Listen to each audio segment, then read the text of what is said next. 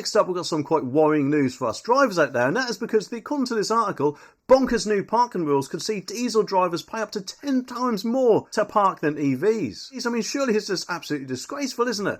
Apparently, unlucky diesel drivers are said to be hammered with additional costs in parts of London, thanks, of course, to fresh changes. Well, I wonder what that is. No doubt, of course, there's probably bound to be something tacked on to ULEZ. Or maybe not, because it does say that Greenwich Council is charging owners of the most polluting vehicles, apparently, up to £7 an hour for on-street parking. Whereas in comparison, of course, owners of zero-emissions vehicles, like electric cars for example, could apparently pay as little as 70p an hour to park in the London Borough. And I personally think that is wrong. I mean, are they trying to eliminate all cars completely? And of course, I don't know about you, but I think it's absolutely absurd that someone who is, more than likely have to pay £12.50 a day to get into the London Borough in the first place, now has to cough up an additional £7 per hour just because he's still driving a diesel. I mean, surely if he's been given the right by paying the £12.50 to enter London, then that should be enough for him to pay, shouldn't it? And therefore, surely all parking charges should be the same for any type of car, no matter what you drive.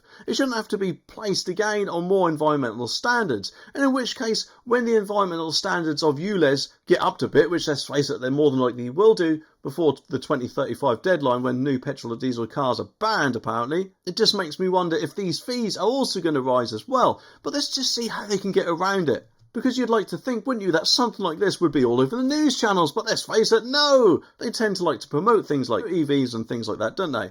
And the way they're getting around it is quite sneaky in my opinion, because it is not on a parking machine according to this. It says that drivers are being charged a tiered parking rates based on how much carbon dioxide their vehicles emit. They will also be forced to pay £300 for a resident parking permit, and a staggering £825 for a business permit, both of which last 12 months. So it's not an hourly parking charge, it's the permits which gets them. So they have to pay for ULEZ and now permits. But it gets worse than that, because some Greenwich residents are being made to pay an extra £280 for parking permits on top of that, with prices ranging from £20 to as much as £300. Of course, if you've got an EV, this compares to just £55 for the most environmentally friendly vehicles. And that's probably not just EVs, it's probably the lower emissions cars as well, but it's just absurd in my opinion. There's just no excuse for it. It's bound to be pushing loads more people to think that, I can't actually work my business from London, I'll go elsewhere, or might do what Sadiq Khan probably hopes and